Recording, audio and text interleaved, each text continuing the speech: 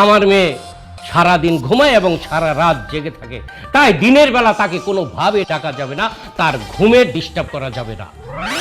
প্রতি সপ্তাহে দুবার সে শপিং করতে যাবে, তাকে ক্যাশ টাকা দিতে হবে এবং তার ইচ্ছা মতো শপিং করবে, কিন্তু হিসাবের ব্যাপারে তাকে কোনো কিছু জিজ্ঞেস করা যাবে না। আপনি যেভাবে কথা বলতেছেন মনে হচ্ছে আমরা একটা রাজদরবার বসে আছি, আপনার মেয়ে একজন রাজকুমারী, আপনি একজন রাজা। এক্স্যাক্টলি। ছেলে বিবাহিত হলেও তার মাথায় কিন্তু বুদ্ধি আছে।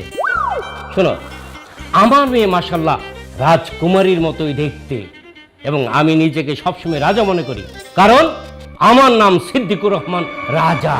আঙ্কেল, মেয়ে রাজকুমারীর মতো সুন্দর তো আমরা সব শর্ত মেনে নিলাম। আলহামদুলিল্লাহ, যাক এইবার আমার হাত দিয়ে তাহলে আরেকটা বিয়ে হইতেছে। আর রাখেন আপনি, পাত্রী দেখলাম না তার আগে আপনি বিয়ে পড়া দিতেছেন। পাত্রী দেখার আগে আমার আরেকটি কথা আছে। এখানে কি আমরা পাত্রী দেখতে আসছি না আপনার মুখে ভাষণ শুনতে আসছি? এত কথা বলেন কেন?